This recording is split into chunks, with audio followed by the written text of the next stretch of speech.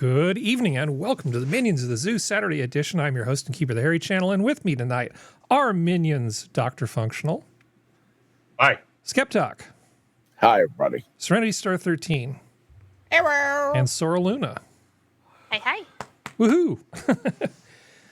How are you, Sora?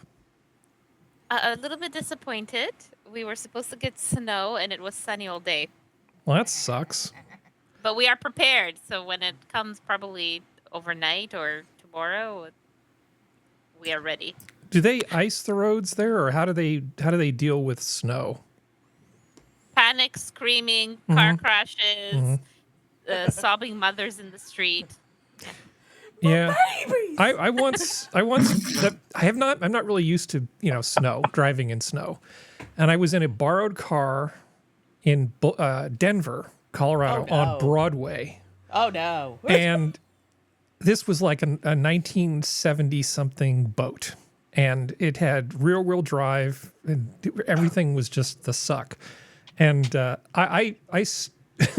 did not go well. At one point, it was just, I'm just moving. There's nothing I can do about it.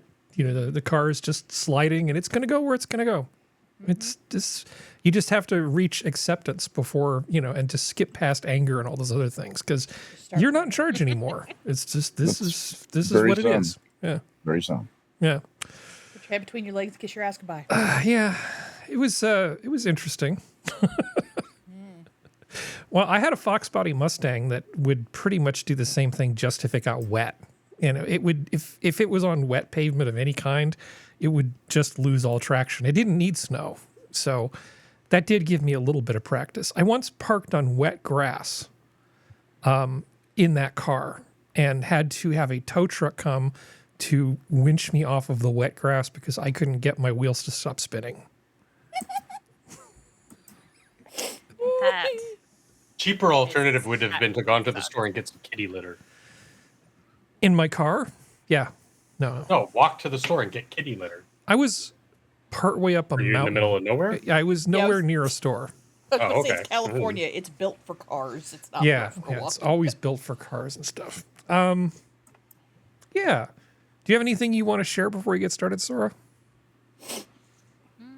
Oh, well, that's it, really. Just your disappointment. There's disappointment. Otherwise, it's a beautiful day, and the stars are out, and the sky is clear. We can see the planets and stuff. Everything's great. So, disappointment. Can never be happy. Have you ever looked through a telescope? I mean, No, actually. every year we're like, we should buy a telescope this year, and we never do. Huh. Not since the Something else. restraining order. Yeah, let me show you something here. We'll just we'll just ignore this because this isn't actually part of the show here. But let me show you this. I saw this video that some idiot had a telescope and they were trying to do this. They said Sirius, brightest star in the night sky. Let's see. Did they look at the sun? It's like they add this weird sound effect to it and they go, "Oh no." And all these people are just saying the dumbest things like, "Oh, is this what stars look like?" That's what they sound like. Looks like diamonds, beautiful. It's like, no, what this is this is what things look like when the atmosphere is really unsteady and you don't have things focused. If it's not focused, any bright pinpoint of light will look like that. Right. This is on the Science Network with 2 Ks at the end. Not a credible source for science news. Yeah, just evidently not. It's pretty if you have it on mute, though. Yeah. Oh, hey, let's mute it and then just let it do. Yeah. It's still really cool looking, though. But a lot of people, this is the sign that your telescope is broken. That's basically what that means. Yeah. All right. Yeah. Telescopes are a lot of fun, Sora. You should get one. I have broken telescope stories. I have so many. Yeah. Good times. Oh, yeah. Well, we can't go through all the palette cleansers early because that'd don't be just doing be too that. much fun. We can't do that. Okay. Hi, Serenity. Hola. Oh, man. How's the great state of West Virginia? We're pretty good. We had warmer days. We're going to get up to 70 at some point and then drop back down, but Well, we're gonna get up to 63, not 70. We're gonna get up to 63. Did you find Tim Pool and give him a piece of your mind? No, Okay. I've learned to take the West Virginia standard of, you're a dumb motherfucking idiot. I'm gonna stay down here though. You do your thing, and we're gonna watch you blow up your own brain. Well, did you Goodbye. verify to your satisfaction that Tim Pool is actually there? Not anything I'm going to reveal on the internet. Okay. Well, I personally would never cyberstalk anyone, so I have no idea what anybody's Yeah, talking no, about. you never cyberstalk anybody. I did. Apparently, there's Except just for a Elizabeth lot of Holmes. Yeah. there's apparently this has been a Tim Pool's thing. Last time was apparently just a series of them because he went after. He had Brad Palumbo on. I found this out tangentially. Who's more centrist? He's gay and he's more of a centrist. And apparently, the guy who was on with Tim Pool and Tim Pool both lost it on him because they were saying stuff like, "There's a million girls on OnlyFans. That's what girls only think they can. Western girls think they can." And Brad was like, "There's not that. No." So it was a whole thing. Apparently, this is just another Wednesday for Tim. Well, what is the number? Is it like 10, 20,000? I mean, Well, the thing is like, I don't know because I don't look it up because I don't care. But it's one of those things where it's kind Are of you like, talking about the left-wing journalist who was there to say that unfettered free trade? Oh, no, wait.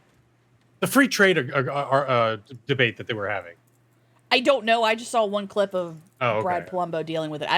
At least everything I've seen of Brad, he's a centrist, but I don't know. I mean, sure.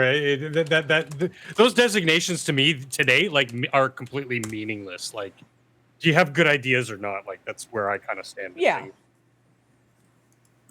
Well, that's not very reasonable. no. Right? But it's one of those things where it's kind of like it's the whole fact of, how do I say this nicely? Okay, there are women who are selling their stuff on OnlyFans or sex work or whatever. Okay. Don't agree with it, but they're going to do it anyway. Do you mean like crafts that they had made, Sure. But it's the same like reasons like dresses and purses, that sort of sure. thing? But like I love I'm also crafts. not going to hate all men because of the tater tots. So it's one of those things where it's kind of like What? Andrew Tate and his little cronies.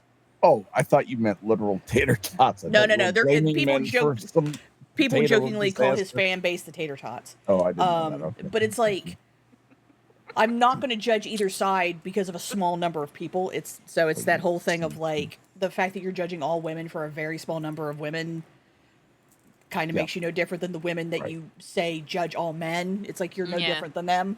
So it's like I know good men, I know asshole men. I know good women, I know asshole women. Like I'm not going to do an overextending thing.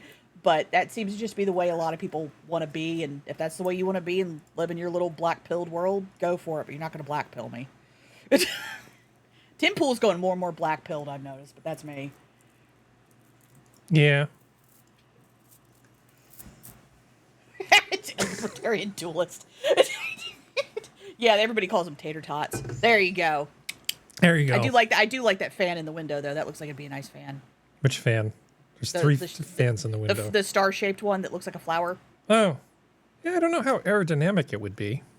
Well, they're usually see them in like the faux like 5-star like Bali hotel places. They look cool. Don't know if they work. They look cool though. Just give me a glass with some rum and fruit in it, and There you go. just let me wear a Panama hat, sit underneath that. It'll be great. I Tommy Bahama shirt. ran into some Jehovah's Witnesses today, and Oh no. Oh, I was our feeling friend. particularly sociable, so I decided I would chat with them for a while. You know, I Oh, figure Jesus. it's my. How did that go? It was fine. Yeah. The guy was busy trying to give me his little sales pitch. It's like, there's all these things wrong with the world, and how do you think this is going to work out? Because wherever you go for one reason or another, and I latched onto that, and I said, well, doesn't it kind of matter if it's one reason or another? It's not really all one problem, is it? It's Yep. just that there's always something going on. Yep. So I gave him a little mini Harry Channel lecture and sent him on his way. Did you make him cry? Did you make him cry, Harry? Did you make him cry? I think I amused the younger guy who was standing behind him watching him flail. I feel like, Harry, you need to watch the movie Heretic. Mm-hmm. Because it stars Hugh Grant, and it's a horror film. Okay. I think you'd identify a little bit with Hugh Grant and some of the things he did. But he's yeah, it's a very interesting film. Yes. Well, speaking of film, Functional.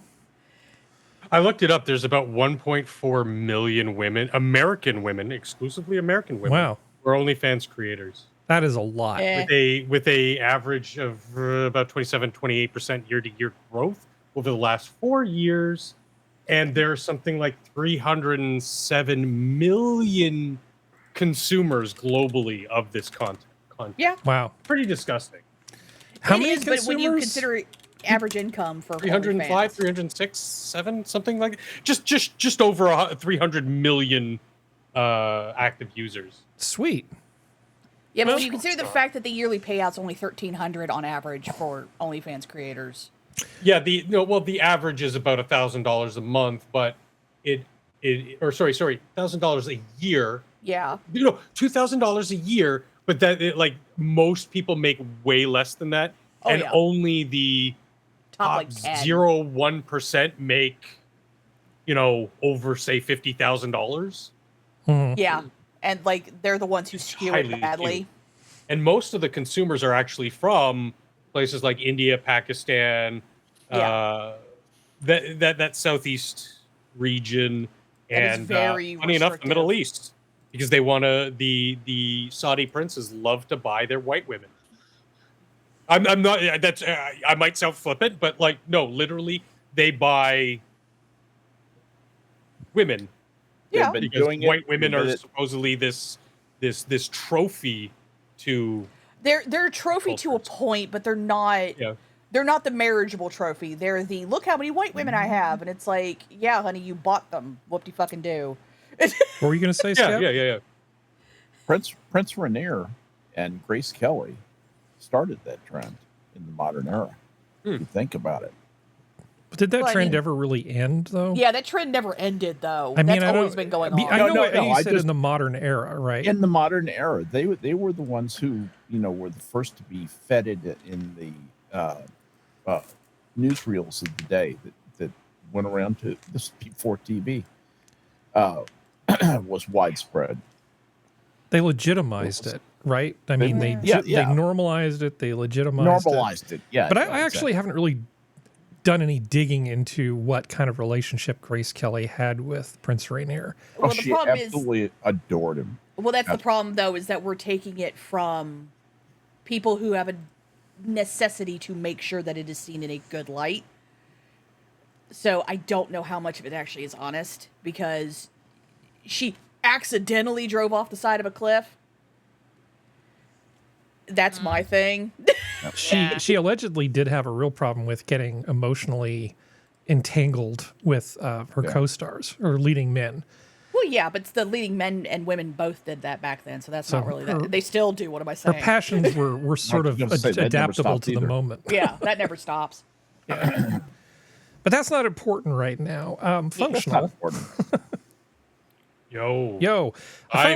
We did Functional. No, I'm Dr. Pissed Off today. I know you're Dr. Pissed Off, but I want to talk to you about something light, which was I finally saw that second Joker movie. Did you see it? What? Did you see the second Joker movie? The one with Lady Gaga? No. Ew, no. Yeah, the first one was bad enough. I'm not watching that. You didn't like the first one? No. Interesting. Well, that whole conversation it was better when it was called Falling Down, starring Michael Douglas. Well, that whole conversation we had about art and craft. Yes. I watched those movies and I see Joaquin Phoenix and I just kind of think this vehicle is imperfect. But I have so much respect and admiration for him and his craft. I hate to use him the as C the word. Vehicle or the movie as the movie vehicle? is the vehicle. Okay. That it's even a flawed thing like that. It's hard for me to look away. I mean, that second movie sucked. Okay, it really. Yeah, and the other thing is, what's her name is in it? I can't stand Lady Gaga. And, Thank you. And I don't think she was actually that terrible but she's lucky because she's not really an actress, and she wasn't really asked to be anything that much different than what she was in regular life. And obviously her musical stuff was just fine. But if I was a fan of that genre, I would be really pissed off about the way that movie was written and how it ended. I think for somebody who's a fan of that sort of thing, this movie would be very unsatisfying. I mean, I'm not really a fan. I can see that. I mean, I don't really listen to the people who dive into this stuff anymore. You know, your Nerdrotics or Drinker or whoever, because it's all just pure negativity. Like every second of every moment of their shows, and it's like I don't want that anymore. On Thursdays when we do our little show on Rumble about movie reviews and indie films and fan films and stuff, it's so much more lighthearted because even the bad stuff we can sit there and kind of joke about. Mm-hmm. But on average, we find stuff that's like hidden gems that we're like, oh my God, these people made a Harry Potter movie that even Functional, who isn't a Harry Potter fan, who would spit in the face of Harry Potter because it's nothing. Not actually spit. I'm just saying, like, verbally, metaphorically, you know, my Bible here is, let me pick it up. Tolkien. This big bad bastard is my Bible. So I hadn't heard anything about it. On the totem pole of the superhero genre, I'm a Marvel fan first. DC was pretty okay. But even in their gallery, like I'm a Superman guy, then a Flash guy, then a Wonder Woman guy, and like somewhere the middle of the bottom is like Batman and his rogues gallery. I'm like, it was never. It's okay. There are cool stuff like Batman versus Predator. What about one Apache of my favorite Chief? comic books of all time? What about Apache Chief? In a Chuck. What about the Wonder Twins? Wonder Twins powers activate. Yes, of course. Of course. So GHEY. Why are you gay? Both of you. Both of you are just the worst. Yeah, no, I'm just kidding. But I think it would be beneficial for most people as a whole to start going down the rabbit holes of fan films and non-profit and can even get into indie films. But the real good stuff is really in that sweet spot of like not-for-profit sort of fan film, sort of analogous area of sometimes they might make money, but they don't really. It's mostly just crowdfunded and personally funded to do things that they love to do, and that comes out in the production, in the film itself. Everybody involved in a good film, like. Everyone involved, you can tell, is having a great time, even if the thing was made for $50 or $500,000.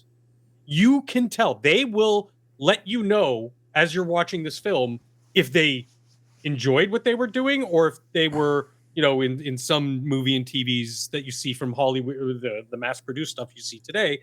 They're just there to collect a paycheck. Like Joaquin Phoenix, at one point he was pretty good, but today it's like whatever. Same thing with Pedro Pascal. I thought he was excellent early on in his career, and now he's just doing anything and everything to get a paycheck. And I'm like, you cheapen yourself, man. Like, I get it. You want to make money, but you're cheapening yourself if you're just going to play every stupid role that they hand you. Or the same role over and over again.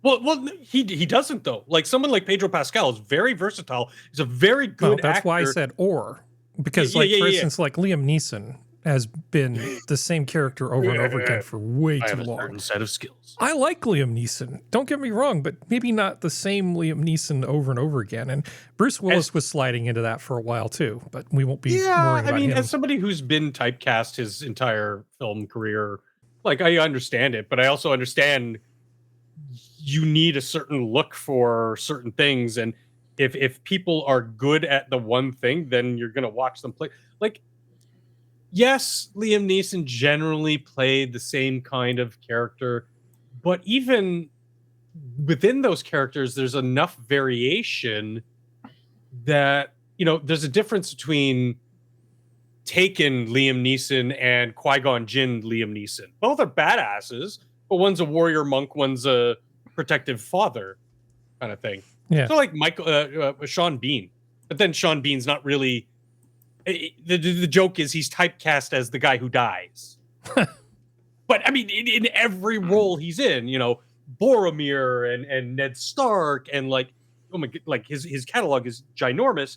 But in every role, he makes the role his own without being typecast. Well, he's the opposite of Sofia Coppola. He's good at dying. Maybe that's his super skill. And also, there is so much content out there that is good, that is wholesome, that is entertaining, or makes you think. Thursday, we watched a 1979 Ernest Borgnine kids movie. Mm-hmm. Kids movie. I fucking hate kids movies. But Mitch Nemo suggested this movie. We watched it. I was like, holy shit, this was awesome. It's wholesome. It's got a little bit of intrigue. It's even got an initial narration by Orson Welles. Like, come on. Mm-hmm. Is that, what was it called? The Double MacGuffin? You seen that? The double MacGuffin? No, that's a lot of MacGuffin. No? It's a lot of MacGuffins, but it was like, sure. And I would rather watch that than Joker 2 for 5 minutes. Okay. My thing about movies is I try to go into them with the most sympathetic interpretation. I am more than willing to give it a chance.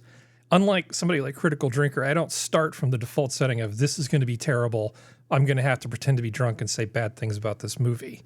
I really want to be surprised.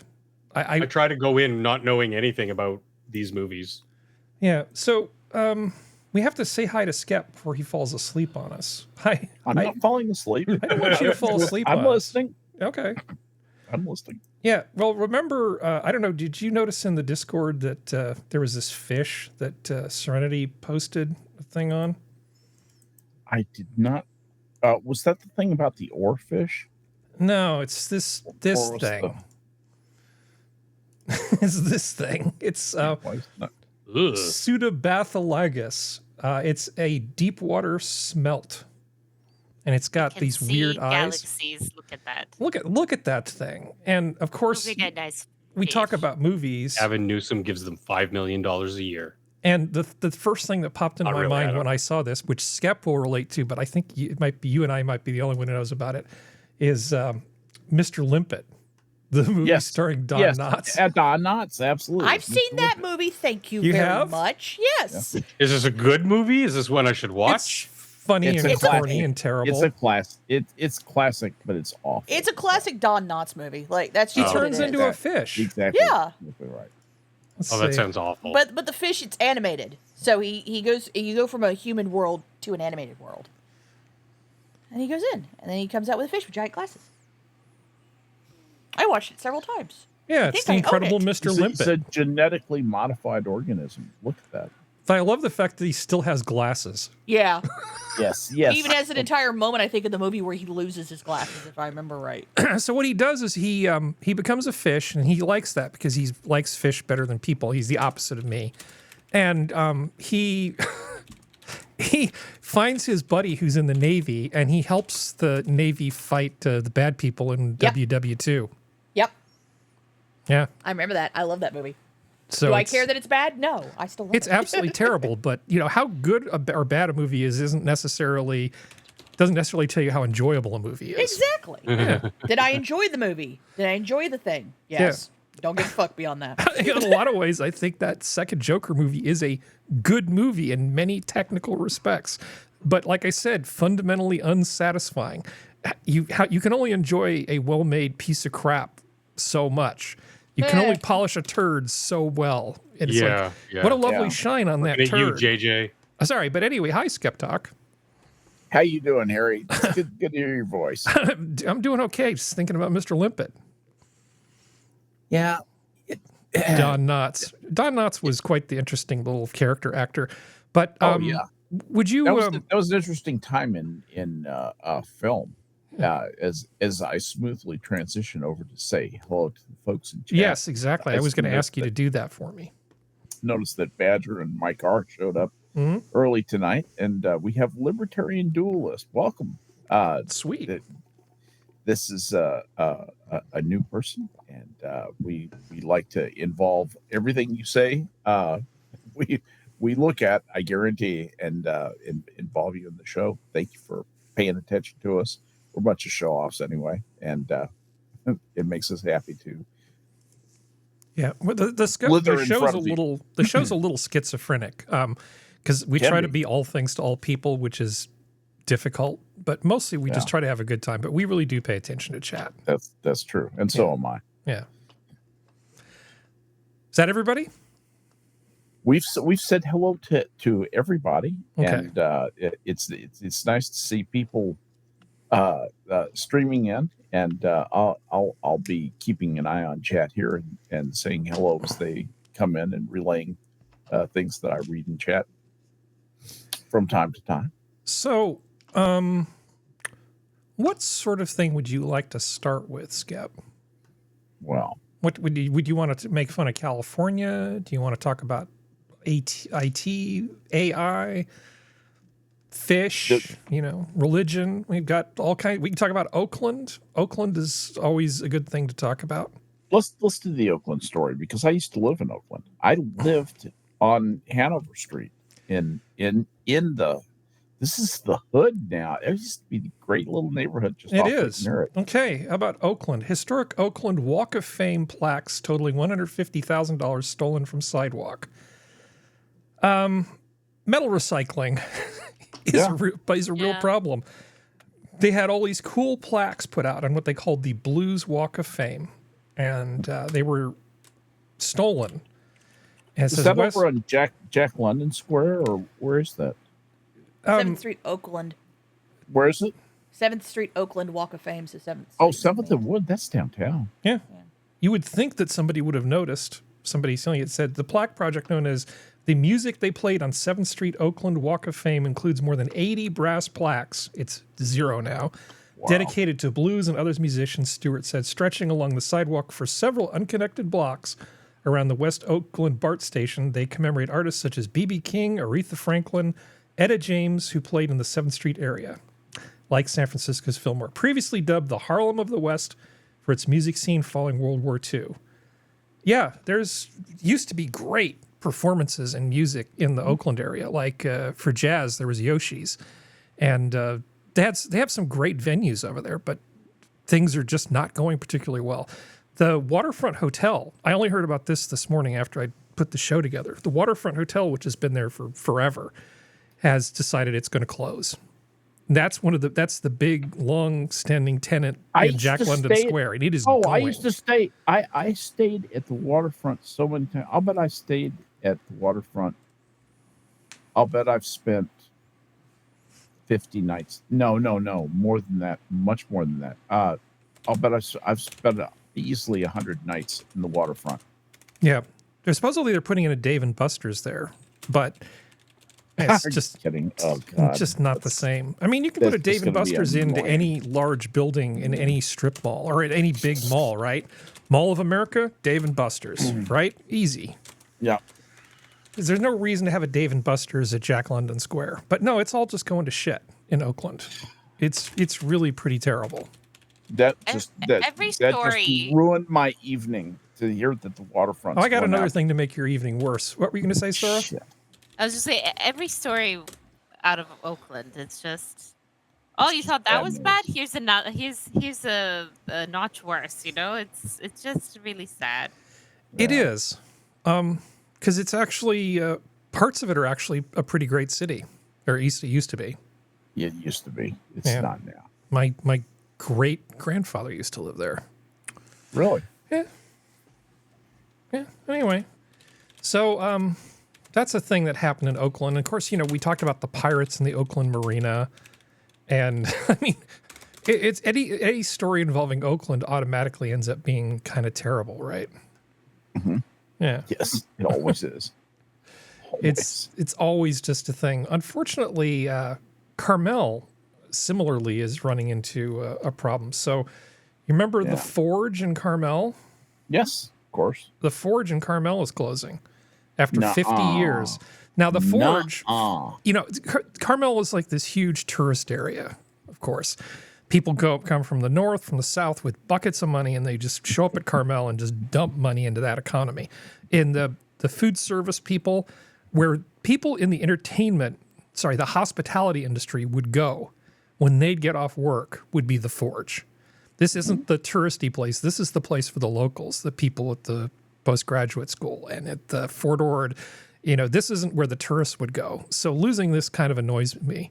It was the one restaurant in Carmel that I actually would like to go to, where I would meet friends when they would come in from out of town. I would meet them at the Forge. So everything else is just for the tourists. It's not really for the locals. People who wanted to go, someplace nice, they'd drive down to Point Sur, Big Sur, and go to Ventana or something like that. Yeah, so they can have like a $30 abalone sandwich with 1 ounce abalone on it. That stuff is just really, really overpriced. The food's a lot better in Napa, but the views are a lot better in Big Sur. Yep. Exactly. I mean, they're some of the best views in the world. The view from Big Sur, Serenity, you would almost like California for like 10 seconds if you forgot you're in California if you went to Big Sur. Because you're just up on this big mountain above the Pacific, and it's just like blue, gorgeous water as far as the eye can see. It's gorgeous. It compares favorably to both the Italian and the French Riviera on the Mediterranean. As someone who has been a sneaky, scary person on stuff like Zillow and looked at people's 3D houses that I will never be able to afford, at least the pictures in those places have looked nice. Yeah. But this is just kind of an aside. So another thing that's going wrong about Carmel is they've taken the Pebble Beach Pro-Am, the thing that used to be the Crosby Pro-Am, then became the AT&T Pro-Am. Now it's like whatever the hell it is now. The Al Sharpton Pro-Am. It's some sort of crypto.ai Pro-Am or something. I don't know. Yeah. Ethereum. It was great because they would have professionals there, but they'd also bring in lots of celebrities and stars. So you'd see Bing Crosby and Bob Hope and all of these famous people and pro athletes who weren't golfers would come out and play. And they'd pair the amateurs with professionals, and everybody just had a good time. I mean, it was fantastic. But we can't do that anymore. Instead, they're making it more of a mostly professional type thing. They're sucking all the fun out of it so they can compete with the Live Saudi golf thing. It's stupid what they're doing. So Bill Murray decided for the first time to just say, I don't care about Pebble Beach. He went and just started doing Bob Dylan impressions in San Francisco. He had no time for it. It's like you've lost Bill Murray. Yeah.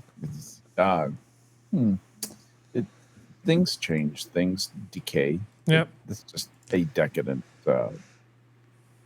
process going on. I would like to say it's the winds of creative destruction, but I really think that douche nozzle from Monaco, who wants to turn Carmel into Monaco 2.0. Right.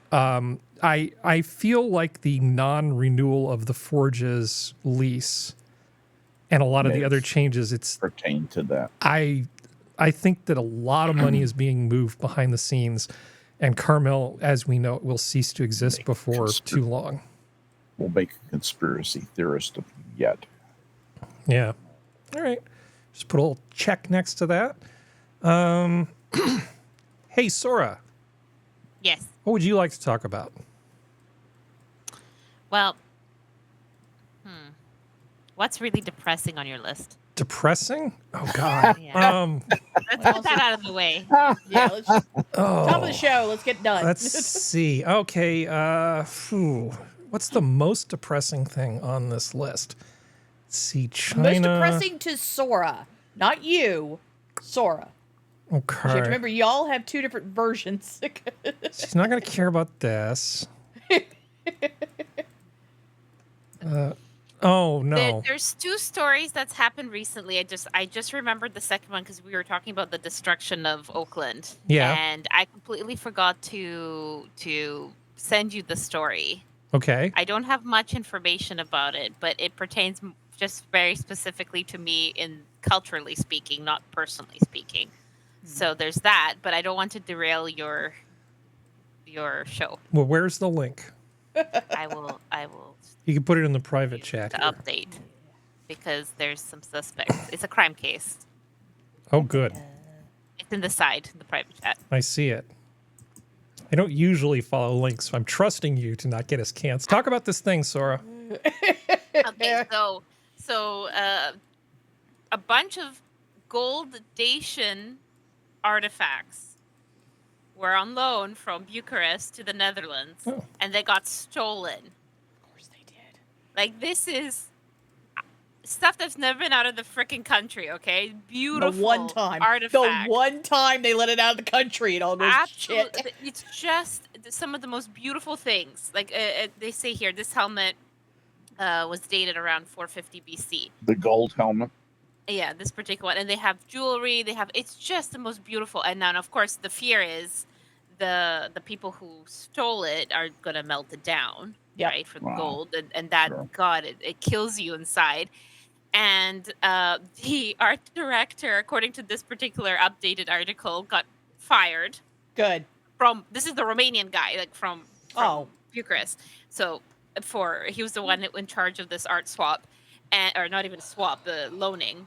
And so, yeah, they do have 2 guys and a woman. But Take your best is what the colors of the skins are. Shocker.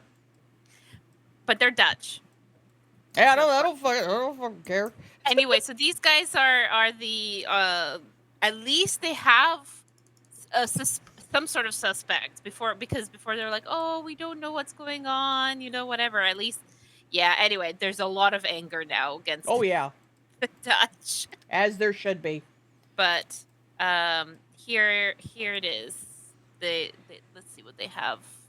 I don't know if they have this particular one. Excuse my scrolling. I don't think this. Oh, here. These ones might have a little bit more. I'm going to click another link. It's in the same thing. Hopefully that comes up so you can see the bracelet. There we go. So you can see that. Absolutely gorgeous. Oh, it's so beautiful. I've seen some of these. I don't think these particular items, but like the Dacian gold and art and stuff from this museum before. So it's just some absolutely gorgeous stuff they've dug out. There was also did they show what other ones that they it was like some kind of like 600 something pieces. Oh, here the gold helmet weighs a kilogram of fucking gold. Okay, yeah.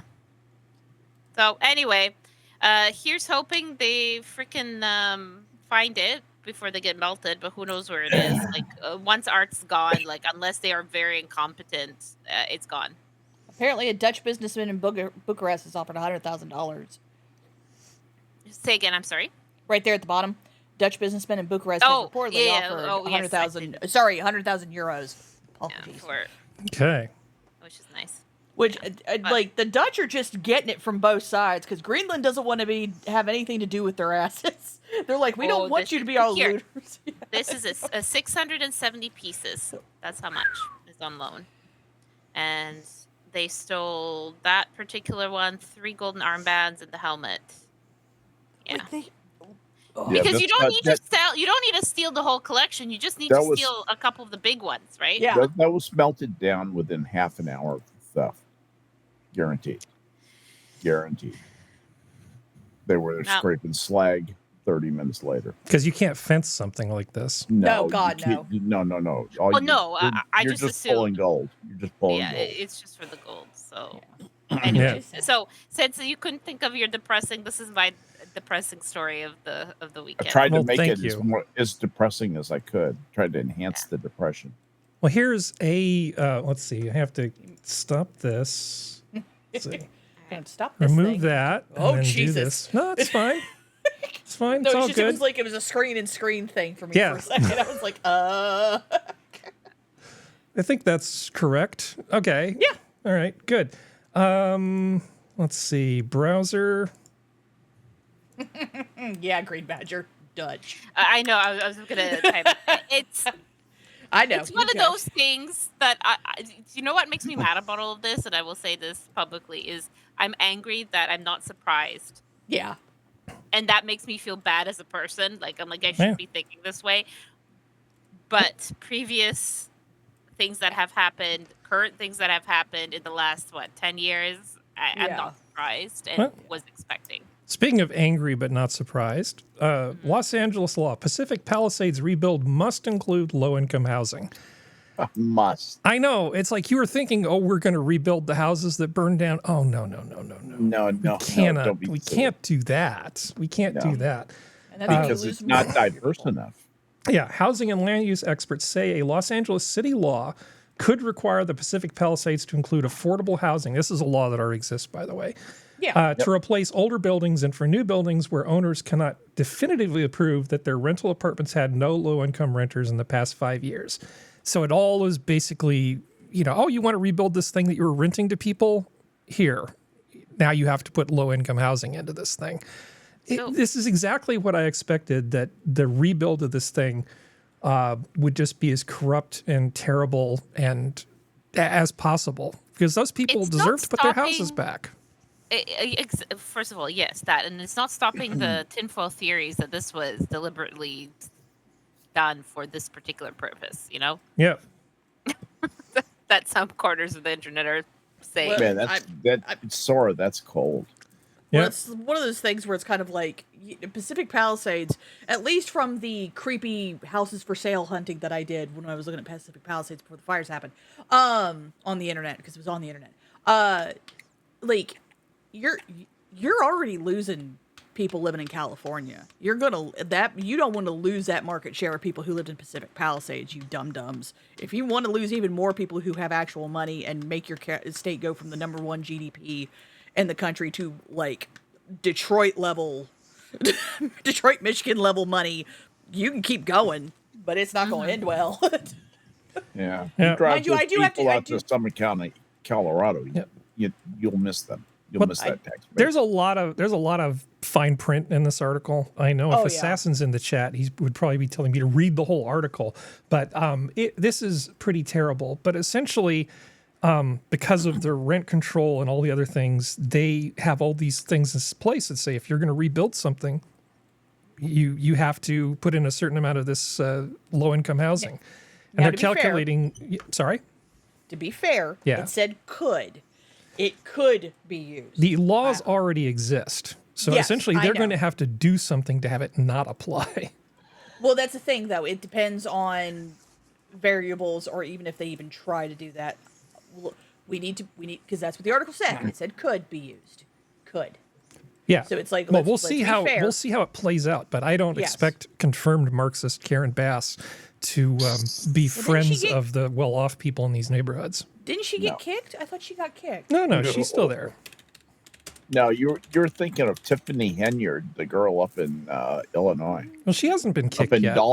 Dalton Township and Dalton Township. No, Supermare is still there. Dirtbag South Side. Well, I mean, at least the petition I saw last time had 167,000 signatures, so I don't know if they're going to try to get her. What's the thing that they tried to do to Newsom and then no one showed up to actually get him kicked? Recall. Thank you. Yeah. It's something different with mayors. I think you can do something similar. It's just not called a recall. Yeah, I think this is called incarceration. I think she embezzled a whole bunch of money, and she's in a lot of trouble about it. Well, if you'll forgive me, let me just say the last paragraph of this article, just to put a little bow on it. So it says, under the Resident Protections Ordinance, in most cases, landlords will be required to replace apartments burned down in the Palisades with low-income units, said Los Angeles Housing Production Institute Director Joseph Cohen on X. Displaced residents will then find themselves ineligible to return because they won't meet the income requirements. So we'll see how it pans out, but it's not really making me feel optimistic. Oh yeah.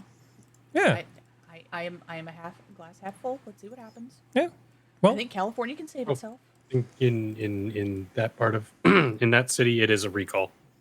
Okay. But there's also other things like imprisonment is also an immediate revocation of their seat of office, or pressuring them to resign. Which, come on, these DEI hires, mayors, none of them, they're too big of a narcissist to ever quit. I mean, trust me, I should know. The person running our country is a complete narcissist who refuses to say no. So, Quit. La Jolla, Mission Valley, and Rancho Bernardo. These are all around San Diego. Yet more fires down south. All they're claiming that they were all started by homeless encampments. 3 fires down there.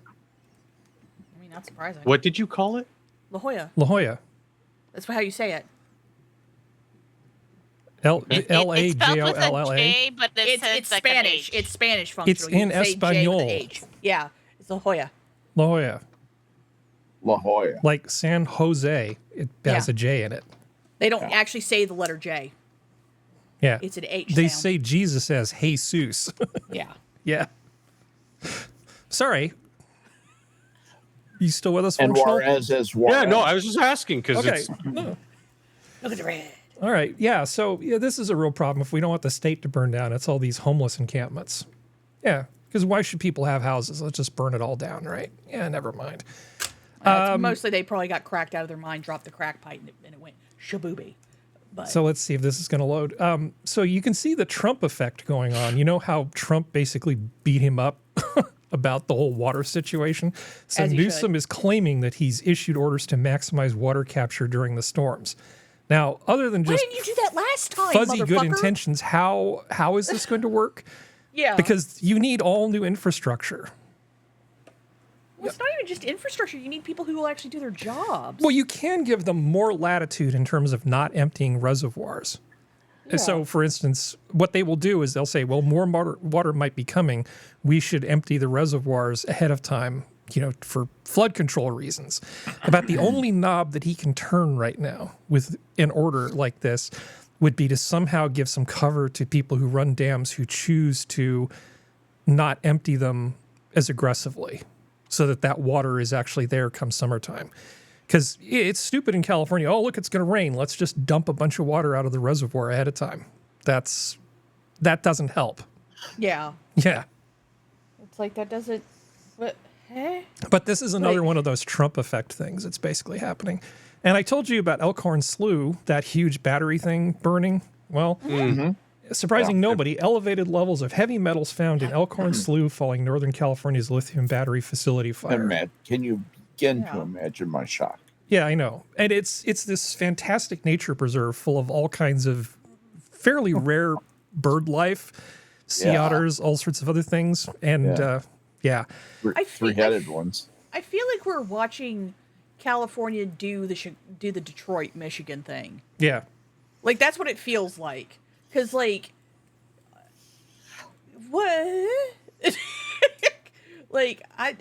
As someone who grew up in a green state that's always been a green state, or as Harry put it, a Grinch green state. Mm-hmm. My state's better about keeping water than these guys are. What the fuck? Okay. Drought to us is the grass turns a little bit brown, but the trees are all still green. That's about the extent of our drought, and it happens for about 3 months in the summer, then it goes away. It's but my butt, who's grown up on the East Coast where we have no problems with water, understands that what y'all doing is not good. And the battery stuff is not good either. Well, remember, this was caused because they were trying to be green, right? Mm-hmm. They were trying to be green, the greenification.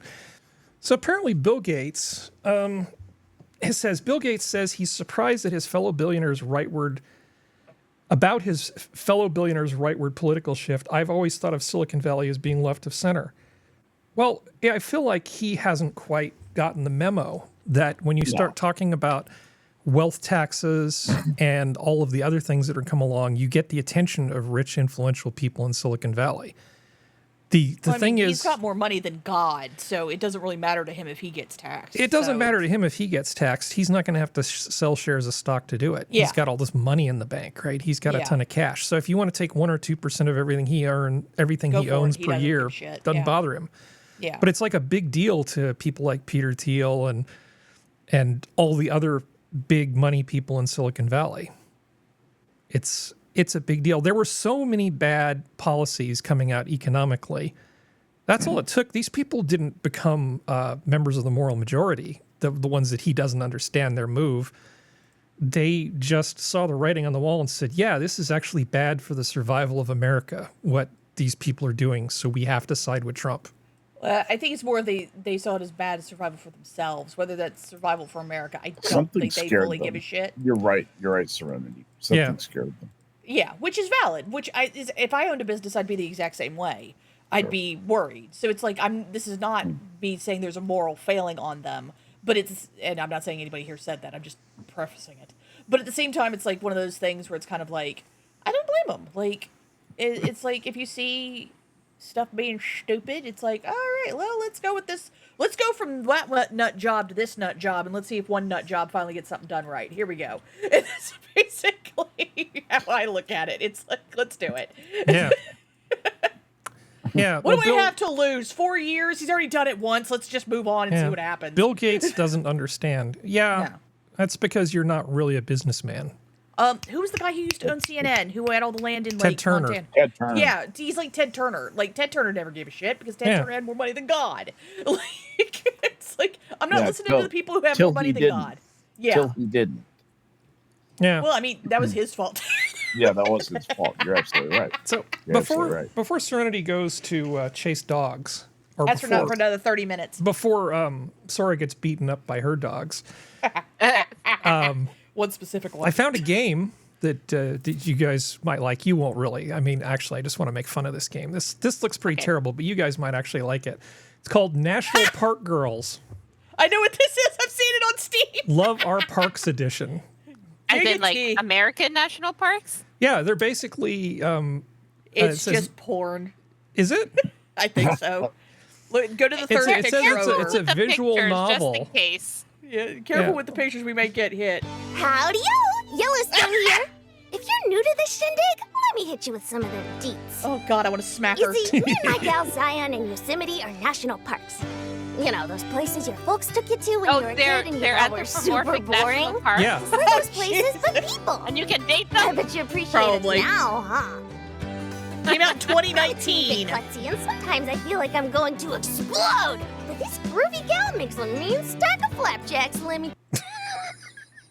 Good Lord. Lord. Oh my God, I hate I it. hope you made good money, honey. That's all I got. Yellowstone. God. There's Yellowstone. She makes a mean stack of flapjacks. You watched a girl dating sim. I will give them credit though. They don't have giant bazooms, so I will at least give them credit on that one. They didn't make it that bad. Yeah. Yeah. That's Tits weird. enter the room before they do. There's Yosemite. Here's our gal of the hour, Ranger Eve Adams. She might be an even bigger grump than Yosemite. Oh, I like her. She's cute. I like her hair. This is great. All right, let's go here. Let me see here. National Park Girls. It says reviews very positive. Yeah, but it's only like 100 of them, like 178. 176. Oh boy. How much is it? Sora, don't. It's 20 I'm not bucks. buying it. I just want to know. It's $19.99. But you No. can, Yeah, Maybe which on means sale. Canadian. Yeah, it means yeah. Canadian. It's You can get a more than bundle of their games for Oh, look, it's a Yuri game bundle. Yeah. Highway that. Blossoms. Oh, yep. Mm-hmm. Highway Blossoms. That sounds really good. Highway Blossoms. Yeah.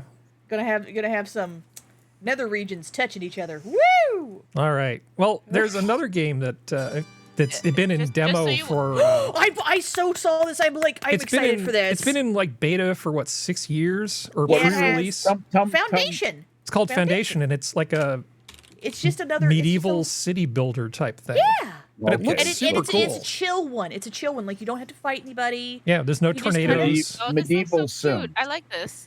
Yeah, I figured you'd guys actually like this. So I had one that was terrible and one that actually looks good. It looks really cool. Yeah, you could get that.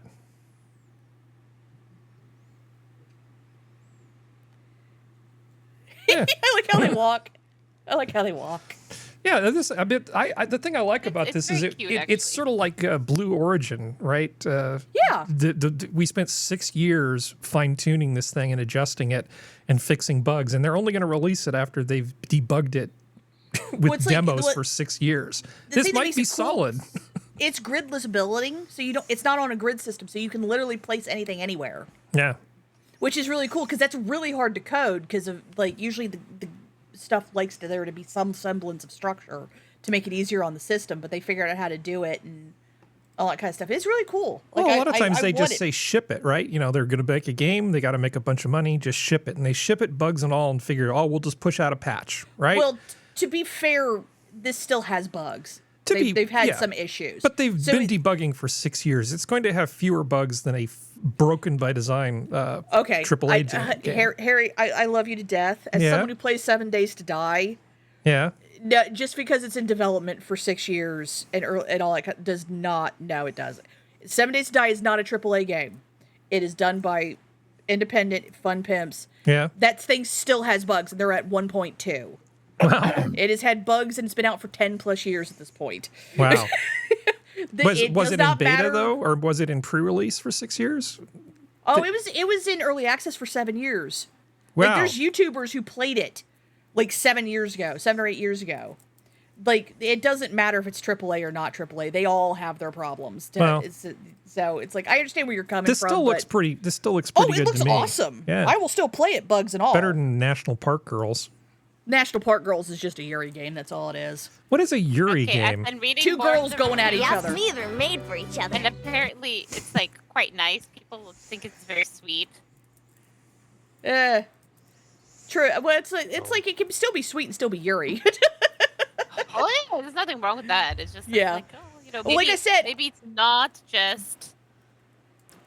At least they're not sisters. At least they're not sisters. Well, the thing is, I don't think it's so much porn. It's like, I will give them credit. They look like anime girls, but they don't. Girls.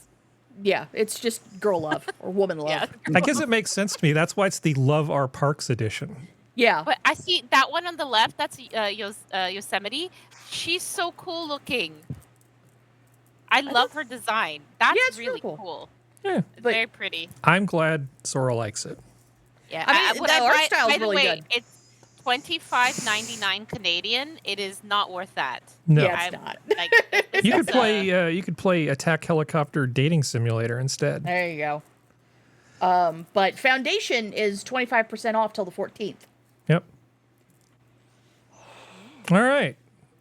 Probably better use of your money. Is this a game you just buy, or is this something you have to subscribe to and log into and play? All of that one and Foundation are both just buy. Of course, you can probably buy additional content later. That's but usually how it is. Yeah. Or if they have it linked up to the Steam Workshop system, most people will do mods, and then you just get it through the Workshop system. Interesting. Okay. All right. I did that for years with the Ark. So you may have noticed something in the news about DeepSeek, a Chinese AI model that caused NVIDIA to lose, what was it, $600 billion in stock valuation in a day? A lot. That's a lot. It's a Chinese company. It lies. I don't know. It lost, what was it? I forgot what the percent drop in one day, but it was very substantial. Yeah. And, I mean, when that much capital, let me tell you, when that much money evaporates, and I mean it evaporates from your capital account, that shifts the ship of securities just a little bit, and a lot of banks have to react to that to make sure things stay on an even keel and keep an orderly market and keep very, very bad things from happening. It's really interesting what goes on behind the scenes. Well, remember I said in the AI stuff that this whole model that we're coming up with of just pouring infinite amounts of power and infinite amounts of money into AI was ultimately unsustainable. Except for Apple, everybody is going down this road without any reservation of just throwing money and electric power at all this AI stuff. And that somebody, I said, was going to come along and destroy this paradigm. I didn't expect it to be the Chinese, honestly. But, there you go. An efficiency thing. Yeah, exactly. Once again, it's the Chinese. I don't trust anything they've said. I don't trust the system actually works the way they say it do. I don't trust any of it because they've been caught lying for years about so much stuff. Well, why don't you go through and what did the Chinese say that it does now? Well, it's open source, so you can decide for yourself what it does or does not do. Well, I mean, it's still Chinese owned. I'm not touching it. Well, I mean, if it's open source and you can just use it, yeah. But would at the same time, would I pay the Chinese to run searches on their machines? Absolutely not. I wouldn't do that. And that's why this thing here, international DeepSeek crackdown, is underway. Italy, Taiwan, and others are already raising security concerns over the Chinese AI model and issuing bans. Like, you can't use this for anything real. Yeah, which is the way it should be. Because I don't. They're the Chinese. I don't trust them at all. I don't care if it's open source. I don't care. Yeah. Well, there's the service. There's the service that they're providing for a fraction of the cost of what it costs to do it with the NVIDIA stuff. And then there's also the algorithm, right? So the algorithm itself, because it's open, people can do kind of whatever they want. So the people at UC Berkeley basically one up the Chinese. So they say, we can run these AI things for a small fraction of the cost that you can run it on, was it like ChatGPT and those models, right? Well, the people at UC Berkeley said, well, we'll do you one better. We'll take your DeepSeek algorithm and show that we can run it on even less powerful stuff for $30. We can run your entire search for $30. Good. Wow. So they basically playing checkers with each other. Oh, yeah, here. Oh, yeah, here. As it should be. Let's just see how cheaply we can do this sort of thing. Competition is a good thing, especially when it makes things cheaper. I am all for that. That is the only thing I like about DeepSeek. Yeah. Is the fact that it's created a competitive atmosphere to force people to actually be competitive again. That I will agree with. Yeah. Competitiveness, innovation, that's what you want. Yep. UC Berkeley researchers have developed a small-scale language model reproduction of DeepSeek R10 and AI language developed in China for about $30. DeepSeek, a Chinese artificial intelligence lab, sent shockwaves through the AI industry and stock market upon the release of R1, an AI model rivaling the performance of OpenAI's ChatGPT O1. R1 was able to recreate ChatGPT's O1 at a fraction of the power required, and it's open source. Yeah. The language model TinyZero is a project led by campus graduate researcher Jiayi Pan and 3 other researchers, advised by campus professor Alain Suhr, I can't pronounce that, and University of Illinois professor Hao Peng. Yeah, DeepSeek's R1 model weighs and codes repositories are held, but yeah. Basically, the UC Berkeley people said, yeah, you want to do it cheaper? We can take your own code and make it run even more cheaply. Damn right. There you go. Still don't like AI, but damn right. Yeah, I'm not a fan. Neither am I. I'm like, the amount of stupid people who are going to use it to do stupid shit. The thing about this is it sounds like the efficiencies that they've developed, the change in precision, of certain numbers, reduction in precision, and the resultant memory savings and power savings. That kind of stuff can be adapted into development cycles in the West and will be instantaneously. I mean, if you don't think that those guys aren't saying, hey, we want our entry to compete at this level, I promise you that memo has already gone out. Yeah, as it should. Yeah. It's one of those things where it's kind of like, I understand it's open source, but I don't trust anybody to not, with open source code, to somehow there'll be lots of alternatives. Just in 6 months, this whole picture will change again. Oh yeah. There'll be 2 or 3 significant developments in AI in the next 6 months. As there should be. Well, Serenity, it's not the open source part of it is good because you can check the algorithm. But if you give your data to the Chinese to basically run it on that algorithm, you have no idea what they're running, right? Yeah, that's my problem. So academically, if you want to see if the algorithm works, you have a copy of it. You can run it on your own stuff. Great, right? Yeah. Just don't give any money to the Chinese. But just don't give important data to the Chinese because you don't know what they're going to do with it. Yeah. That's my thing. It's like, open source, lovely. We can check that, but I ain't giving you nothing. So NVIDIA is coming out with some new GPUs that are, for these types of work, are 6 times more powerful than the ones that they have right now. Yes. So some people at NVIDIA actually made the statement publicly that since they're 6 times more powerful, you'll only need 1/6 as many of them to run your current workloads. Now, while that may be true... Technically, That's true. Jensen Huang, the head of NVIDIA, fired all of those people because you said the quiet part out loud. No, you're supposed to just like religiously pursue more and more aggressive use of AI, and just just do the same thing but harder and for more money over and over and over again. Don't tell them that they could just do what they're doing now for 1/6 the cost. That's bad. So yeah, so he actually, and this wasn't just NVIDIA that fired them. He actually made the decision himself to fire those people personally. This, ladies and gentlemen, is the reason why you never talk to the press. Yeah, just keep your damn mouth shut. Well, you need to have a PR team. Well, the problem is that if these stupid people get reached out to on X or whatever, or Blue Sky or whatever the F it is, they'll answer because they have a God complex, because a lot of them have a God complex. So they're like, well, I'll just say it. And they say it, and it's like, you did not help anything, you stupid mother effers. Sit down and shut up. On Blue Ski? Blue Sky, I don't even know anymore. It's called Blue Ski. There's too many pedophiles on that thing. Not even gonna go near it. Twitter was bad. Ugh. I know I've shown you this before. Let's see. But it threw me off for a while that this person who's the head of AMD looks so much like this person who's the head of NVIDIA. And for a while, I was wondering what was going on. Turns out they're actually related. Yeah. He was like, wait a second. Hold on a damn minute. What is their relationship? Probably cousins or something like that. Oh, let me see if I can find it. I knew what it was a while ago, but I mean, it legitimately threw me. I was like, he's not just like cross-dressing and holding down two jobs or something. I mean, they look a lot alike. I wouldn't put it past the Taiwanese to do that, though. It's like, all right, we're going to prove. Tiger Mom, here we go. I think they're like first cousins or something. They look like they are.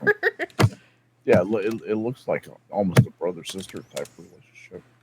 But it's kind of funny because AMD, of course, makes the fine GPUs for people who don't like NVIDIA.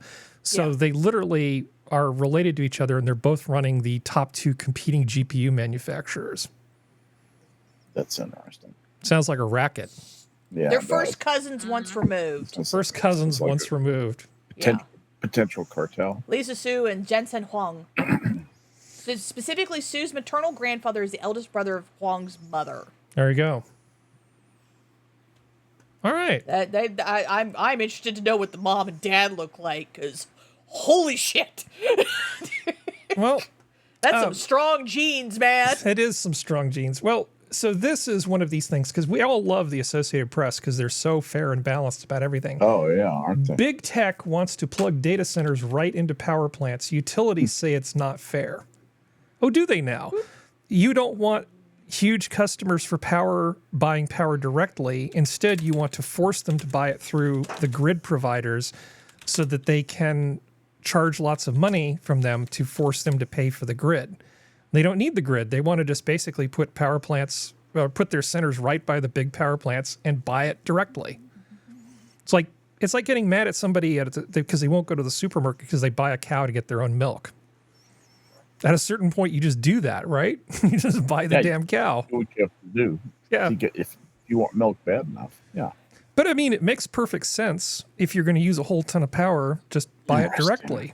But or you could just do the Fallout thing and just build your own nuclear plant. Yeah, but it creates some sort of fairness, equity problem, right? Because it's raising questions over whether diverting power to higher paying customers will leave enough for others and whether it's fair to excuse big power users from paying for the grid. Federal regulators are trying to figure out what to do about it, and quickly. Nuclear. Can we go nuclear, please? Can we stop playing with this bullshit and just go nuclear? Like, fuck it. Well, I mean, that's what they're doing, is they're talking about getting power directly from nuclear plants. Like the Susquehanna nuclear plant operates in Berwick, PA. Gesundheit. Yeah. Susquehanna. Susquehanna. Susquehanna. Yeah. But they're actually talking about buying it directly from the nuclear plant and bypassing the utility grid. That one hasn't run at high enough. If I remember it, it was running high enough to be able to do that. That should piss off the utility company. AEP. Why? Because they like having a monopoly on power that people purchase. Yeah, they want these guys to have to run it through the grid. That's all. And they want to force them to pay extra because for the privilege too. Want to meter it. Yeah. Right. The arrangement between the plant's owners and AWS, the Amazon Cloud, called a behind-the-meter connection is the first such to come from the FERC that has rejected the deal. For now, the FERC has rejected the deal that would eventually send 960 megawatts, about 40% of the plant's capacity, to the data center. That's enough to power more than 500,000 homes. Yeah. Oh, that's a. Or one AI that can do calculus. Well, remember Bernie was talking about the onesie with RFK Jr. He just kept asking about the onesie, the one that said, like, I'm the not vaxxed baby. I actually asked Prospero and Skep, and Prospero got to it first. I guess she used Grok to create some of these fantastic images. Let's see. Oh, that's way too big. Oh, God. So, Yes. so I said, can we just have Bernie wearing a onesie that says vaxxed to the max on it? Yeah. That's very artistically done. Prospero, if you're listening, this is She did a beautiful job stuff. on that. Because I've never really played job. with these tools. Nice. I wonder how many The max. houses worth of power we had to use to create. This one's disturbing. No kidding. Yeah, That one looks weird. I you feel go. guilty every time I use it. yeah, yeah. And I like this one too, where he's like a cranky baby eating spaghetti. Yeah. Ugh. That's so disturbing. That really is not. That's not good. Yeah. So AI is not all bad. I would actually buy that sweatshirt. I like that sweatshirt. Max. Yeah, I like it too. Oh, I like that the colors. Well, I like this thing where I come up with ideas and you and Prospero do all the hard work of using the AI. Sounds like good teamwork for us. Yeah. All right. I have a lot of fun with it too. Well, a French AI chatbot, because of course France has to have their own version of everything that only speaks French. It is French. France's answer to ChatGPT paused after faux pas overdrive. Slew of embarrassing answers sends open source chatterbox back for more schooling. Yeah, they tried to, as has happened so many times in the past with like Tay and all these other things, the French tried to create an AI and it ran into some problems. So the web-based Lucy refused to complete math problems, citing the need for neutrality, and did them incorrectly. The bot offered up recipes for cooking meth and recommended cow's eggs as a nutritious food source, among other fumbles. Oh, I love cow's eggs. I agree. Cows. They're the best. Cow's eggs. Yep. Ah, so good. That's the picture that's in the thumbnail. Is Lucy. Oh, sorry, France. So close. You're going to have to send Lucy back for some re-education. Gildamage. So this wasn't loading. Okay, now it's loading. Okay, California's AG tells AI companies practically everything they're doing might be illegal. Yeah. The legality of the AI industry's business practices has long been a hanging question. As a disruptive new technology, AI has caused a wealth of problems at the very same time it has offered society new benefits. Notably, AI has been used to mislead consumers, to create new forms of disinformation and propaganda, and to discriminate against certain groups of peoples. Rob Bonta so wants to be the next governor of California. About a year and a half ago, I couldn't open my newsfeed without seeing something from that idiot every day. He's just constantly doing something to get attention. He finds some shiny object and then he tries to see if he can get something attach himself to it somehow. The guy drives me absolutely nuts. But I don't actually disagree with the premise. I think a lot of what they do might be illegal because they're just taking other people's work and synthesizing it into something. And they're not doing like a patent would normally do where you say, well, we rely on this, this, this, and this. They're just taking stuff and wholesale making it their own through this AI synthesis process. And it seems pretty terrible to me, but that's just my opinion. Which, if you're an artist and you make kind of art and you put anything on the internet, Glaze is free. And it does, and it puts like a layer over it so AI can't take it. It basically disrupts it. Yeah.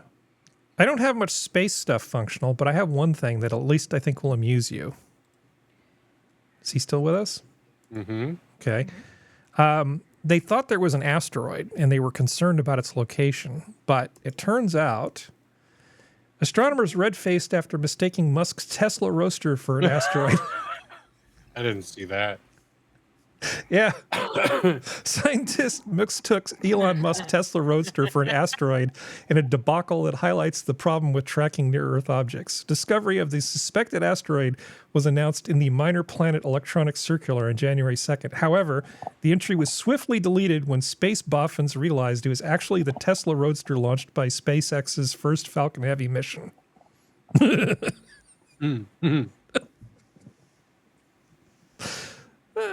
pretty good.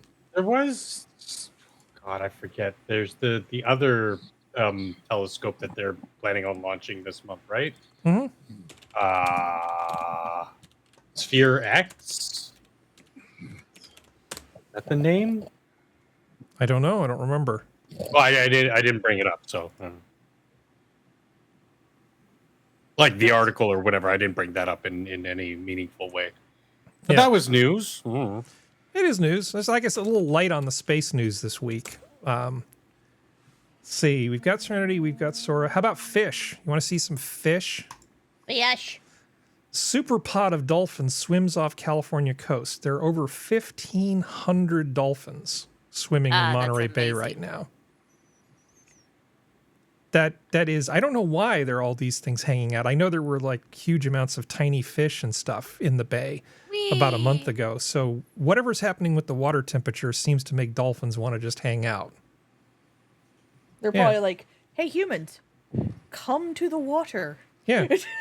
1,500 plus dolphins, all basically in one big pod. I didn't even know that was possible, because you'd think there'd be at least one asshole in there that would start a fight, and then you'd have them break up into different groups. But well, they kind of are in little groups. If you look at them, there's enough space between most of them. They're kind of keeping to themselves. So it's still like little family pods, but it's a large. It's like little family pods make big pod. Yeah. Well, let's close some windows. Well, the only rocket launches that are showing going out of Kennedy is SpaceX Falcon 9, Digital Globe 3, SpaceX Falcon 9 Intuitive Machines IM-2, and then there's Crew of 10 is going up, and then Blue Origin's launching New Glenn Escapade. So isopods are weird. I know people who collect the damn things, and I don't quite get it, but essentially they found a new 14-leg crustacean, which is this ginormous isopod. And nice. Yeah. Oh, it's a seafood delicacy in Vietnam, of course. Doesn't it have a nice face, Sora? It's interesting. Yeah. I don't know. I find these things to be sort of nightmare fuel, because it's basically a big underwater pill bug. And get you. They kind of creep me out, I got to tell you. I think they're cool. I don't know. He doesn't look very friendly to me, Sora, but you could probably decide that he's friendly. That's the reason why you eat them. Yeah. Well, I mean, doesn't have to be cute. Well, they named him after Just Darth be Vader. Interesting. Yeah. I can see it. Yeah. And in homage to Darth Vader, his name is Bathynomus Vaderi, named after Darth Vader. Mm-hmm. So now we have a new giant sea pill bug named after Darth Vader. Yay! I can see it. I can see it. Yeah. Why not? He's going to get you. He's going to kill younglings and then still get redeemed at the end of the series. Yeah, a super giant crustacean. Uh-oh, Sora got kicked. Canadian internet being what it is. Yep. I blame her dogs. Anyway, but yeah, no, yeah. It doesn't surprise me it's a seafood delicacy in Vietnam, though. Well, I was trying to make a joke with some people about, the shelves that people used to have in their kitchens for phones. And I don't even remember how I got into this. I was having a conversation with somebody, and I remember these things that people would have. Do you remember this? Yeah. Where you'd just have like a little phone, a little shelf for your phone that you'd put in the kitchen and just sort of have that thing there. But when I was looking for that, I actually ran into these things, like this thing from Alibaba. It's like, here's a cell phone holder that's also a paper towel rack, because why not? Because why would you ever want to put your phone down for even 3 minutes? Well, it's mostly for either content creators or people who I have to watch the recipe step by step because I can't do anything on my own. Yeah, well, I found this thing on Etsy too. Why put your phone down? Because you could just sit there and look at memes and swipe with your nose, right? You do? Yeah. What do you use it for? Well, if I'm watching something while I'm cooking, like if I'm sitting there caramelizing onions for an hour, it's something to entertain me, or I was also planning on using it to, although it's not fit for purpose, to use it to record as I'm cooking. But oh, okay. It just struck me as being it's interesting. odd. Or if I'm washing dishes and I want some music or something, you don't have to be looking at it. It's just it's there out of the way of water splashing, oil splashing. Yeah. Well, I'm terrible. It just goes. Mine doesn't go under the lip like that. It goes around the handle, so I can move it away from the stove if I'm cooking, or away from the sink if I'm cooking, like on the opposite side cabinet. Well, my thing is, I always think it's funny that the 3D printers have now started to invade Etsy. It's like, if you all created the design, I'd be like, yeah, sure, print it. But most of you didn't create the design; you just bought it for cheap off something, and now you're selling it for $26 when it did not cost that much filament to do that, and God knows how much shipping you're going to charge. Well, I mean, washing dishes is kind of like fishing. I mean, you can honestly just sort of get in the zone and not think about anything. You can turn your brain off. It's just one of those peaceful things. But instead you could just have The View playing on YouTube or something and just continue to listen to the same crap that pisses you off. Audiobooks. I'm an audiobook person. I just kind of feel like it's good to put the phone down occasionally, but I'm also the person who plays YouTube and stuff like that through the speakers on my stereo. I've got multiple monitors in every room of my house too, so I'm constantly streaming my Twitch channel where we do the Star Trek and sci-fi stuff. Just 24/7, just because it's always on. It's just, I don't know, whatever. And that 80s TV thing is still great. I love that thing. That takes a little bit more interaction. This is just sort of set and forget it, to use Ron Popeil's slogan. But I would be just as happy, sitting in the cottage with no electricity and sitting there sipping tea, just enjoying the fire, the sounds of nature. Yeah. Speaking of, I know a lot of people who would go crazy if they were put into that scenario these days. Yeah. Well, speaking of no electricity, remember we were talking about the metal and the plaques from Oakland? They stole $150,000 of the plaques. Well, they did the same thing to a school, apparently. Bay Area school abruptly closes after copper theft cuts power. You shouldn't do that. It was in Vallejo. Canceled classes because the electrical system is down until further notice. The theft that caused the outage occurred sometime between Friday evening and Saturday morning. Officials realized the school's copper wiring was stolen when staff arrived on Saturday morning for a basketball competition and power was out. And the parents' message, So at least they found it on a weekend, that gives them some time. Yeah, they basically stripped a bunch of copper wire out of the electrical system for an elementary school. And I know the criminals don't really care, Sora. I'm of the mind that if you can influence them to maybe do some good with their thievery and remind them that there's about 8 pounds of copper in traffic cams, red light cams. Just saying. No reason why I'm mentioning that, but if they tore those down instead of the transformers outside schools, that'd be awesome. Yeah, that would be pretty good. Well, there's a couple bridges in Southern California that have these lights and illuminate them, and they keep having all the copper stripped out of them so that the lights on the bridge disappear. How the heck are they managing to do that? You think people... Not safely. Yeah, and it's hard to track too, because they could, a good, air quotes, good thief like some of them are, they can steal all this copper, melt it down, and it's untraceable. Hey, Skep. I'm here. Found another IT thing. This is a little niche, so we won't spend too much time on it. Researchers claim Linux kernel tweak could reduce data center energy usage by 30%. Good Lord. Yeah, they found like some massive inefficiencies in the Linux networking stack. As a BSD bigot, I can totally see why this would be the case. But they found that by just optimizing like a set of like 200 lines of code in the network kernel, the Really? network part of the kernel, they were able to, produce kind of around 30% energy savings on these systems.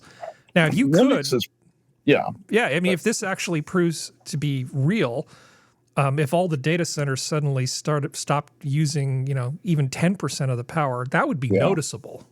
Yeah, I'd like to see how they arrived at that reduced data center energy use by 30%.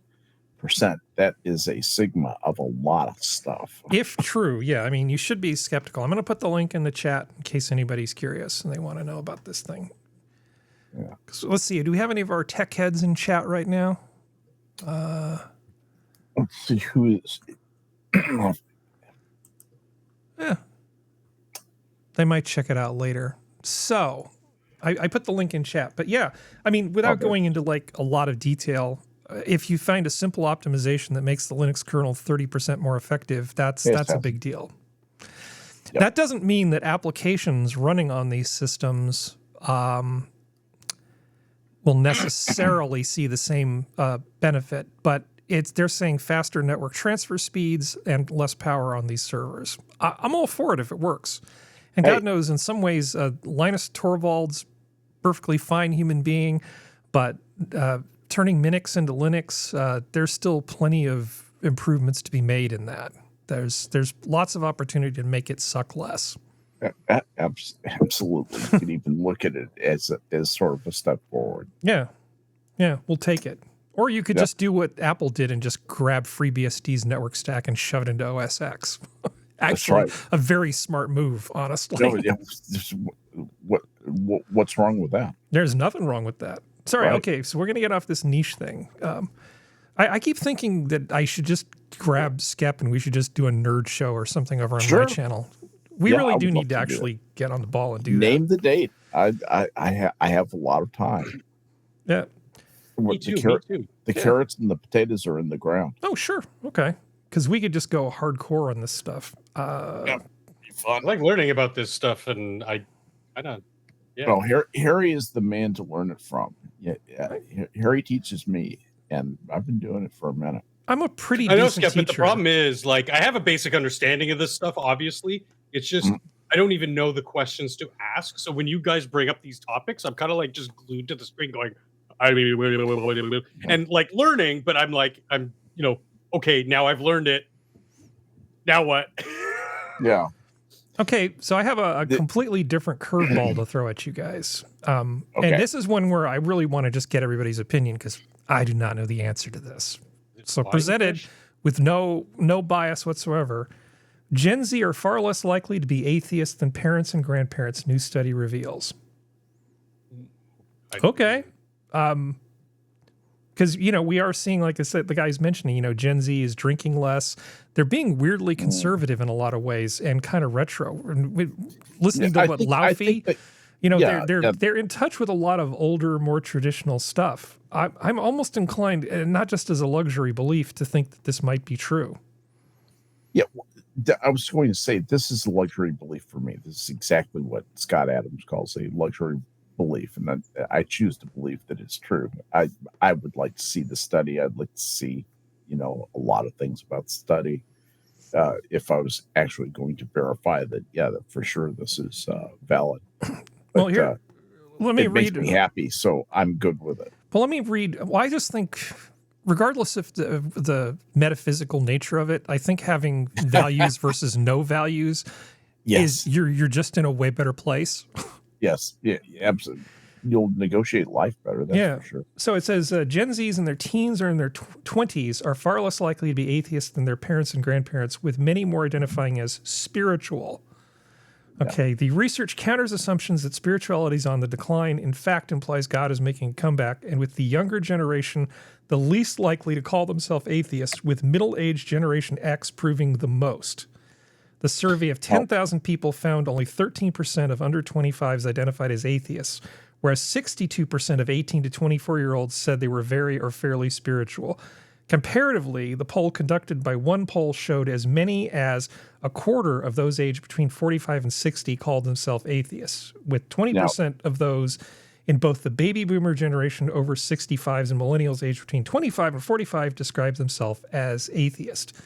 So there's a big skew there in terms of all this this stuff. But the whole spiritual label, I think, confuses things, don't you? Yeah. The other thing is church has changed. Church is not a place you go to hear the preacher stand up in the pulpit and lecture you about how sinful you are and sing boring hymns. These are clubs of like friendship clubs kind of a thing, which is the way that they sell it. I think a lot of people just say, okay, I'll be spiritual, I'll be a member of this church because of the social nature of it and the cultural strokes that they get, from the familiarity of, hey, I'm going to church. But in point of fact, it doesn't really resemble the church that they went to as a kid. Nothing like it. Nothing like it. Functional, do you want to say something? Because I'm about to. Well, I also want, but I want to let you go makes first. Some pretty good points, and that's where half of my mind was going. The other half is the framing is always skewed unto itself and saying, well, this percentage identify as atheist. Well, no. That's not the meaning of atheism or what have you. You ask, do you believe in God? And if you answer in the negative, then you are an atheist. You don't identify as an atheist. It's just a lack of believing in these structures of God or gods or whatever. You don't believe it. Just like agnostic means you don't really believe in the interpretations of God from these religions, but you're like kind of open to the idea of what they would consider these what do they call them? Gen Zers would call like spiritual, Yeah.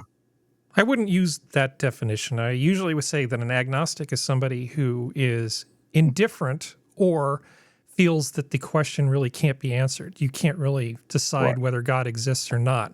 So you literally, either through indifference or for technical reasons, don't have an opinion about it. An atheist is not somebody who says is basically just somebody who doesn't participate in a theistic tradition of some sort. That it doesn't mean that they're against God. It doesn't mean that they're Crowley going to the Church of Satan or any of that nonsense. It just means they're not a theist. They're not an active participant in a religion.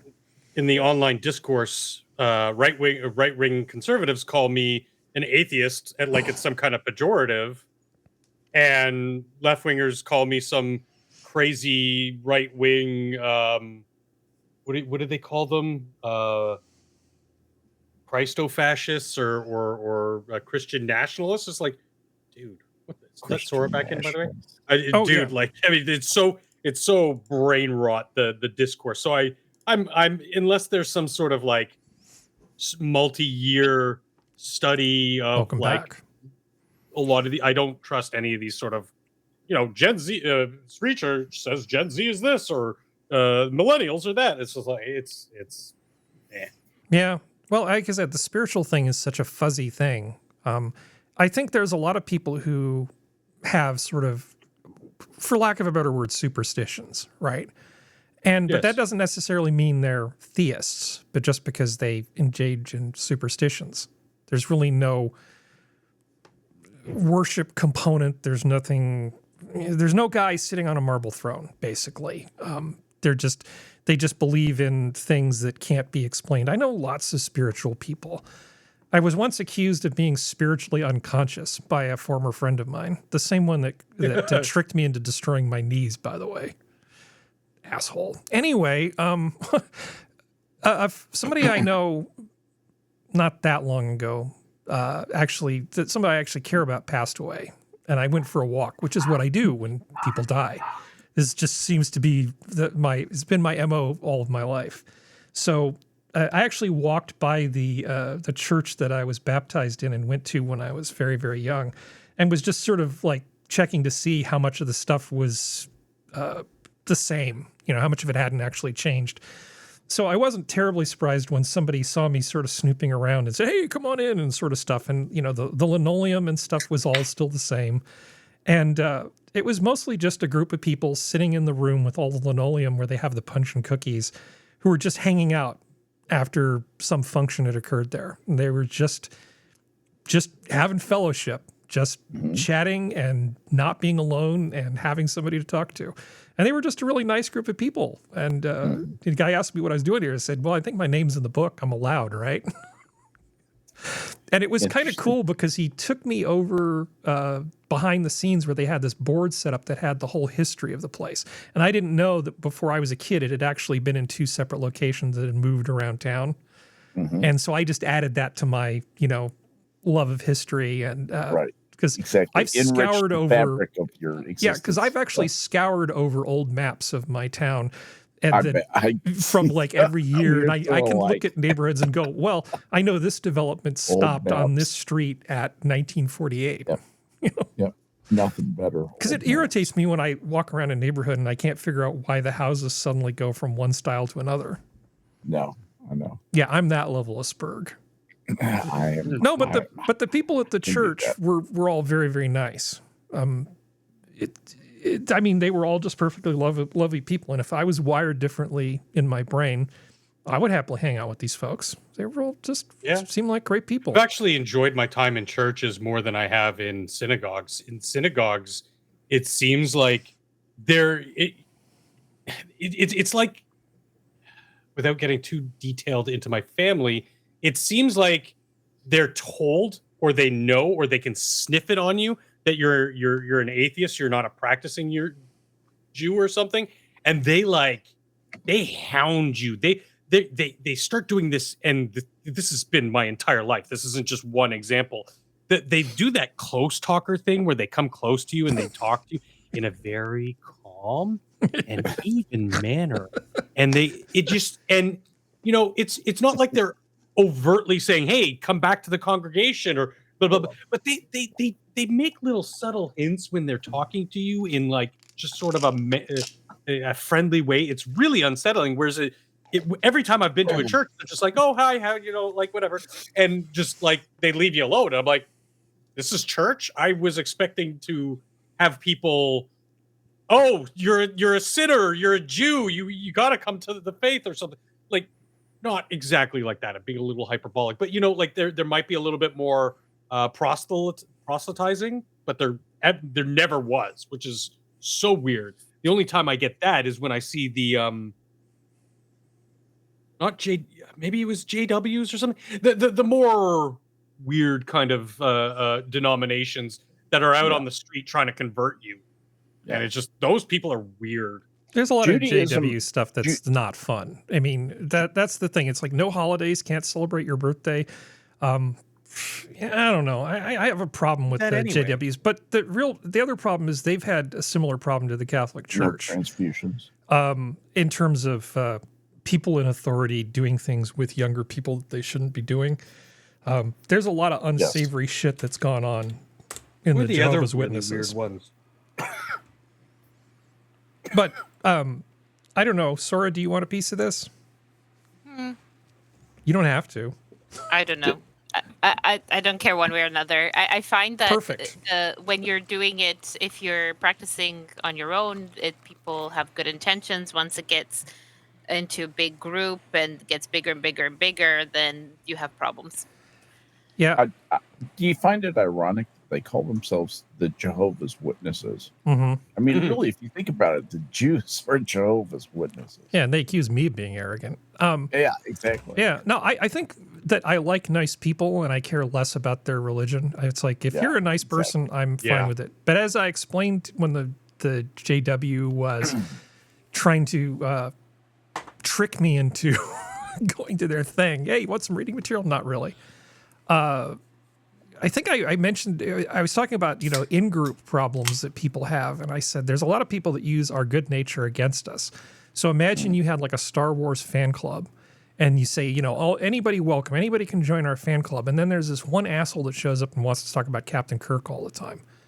Yeah. Screw that guy. Just... That's a good analogy for what Disney did.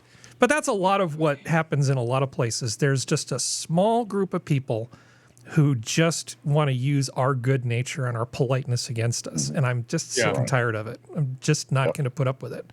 So when I see somebody try to do that slippery slope thing or try to sneak their little arguments in, I shut them down immediately. I'm absolutely merciless. Huh. But enough about me. The absolutism behind some of these notions of equality that a lot of people now have taken the leftist framing and just saying equality. No. The equality under the law. Mm-hmm. That is the ideal. That is the philosophical ideal that was presented as being, our gold standard as when it comes to that. It wasn't equality of outcome. It wasn't equality that me and Skep are the same people, have the same capabilities. No, that's the farthest thing from the truth. We actually realize people are very different and can be capable of very different things, and it's. Well, let's cover a few light things. I don't know how. I know exactly how we ended up on that previous conversation. Train bits. Oh, let's see. Well, I think I put that here. Oh no, this is not. I don't know. Why are you in with the palette cleansers? Oh, that's fun. Some teacher who was a substitute in Texas contacted the ICE people and said, hey, there's a lot of students here who don't speak English. You should come check it out. He was removed. He was removed. Yeah. He was removed because it kind of feels like, the whole should it be said, should it be said by me, should it be said now? Well, it's funny, but it's not a good idea. Well, he made a valid point of I have to take time away from my other students because we have to sit there and use Google Translate to translate back and forth because they don't understand a word I'm saying when we're trying to talk about why their grades aren't good. Yeah. Mm-hmm. And so he made a valid point. He was like, it's like that we have to use Google Translate all the time. And people in the comments of at least the stuff I saw were like, yeah, it's like if it's taking away from the tax-paying kids who speak the native language, that's not fair. They should either be in a place where more people speak their language, or they at least shouldn't be there. Is the best way to put it. How about Prague? Here's a train in Prague that brings you food and drinks. This is the thing that Functional sent me.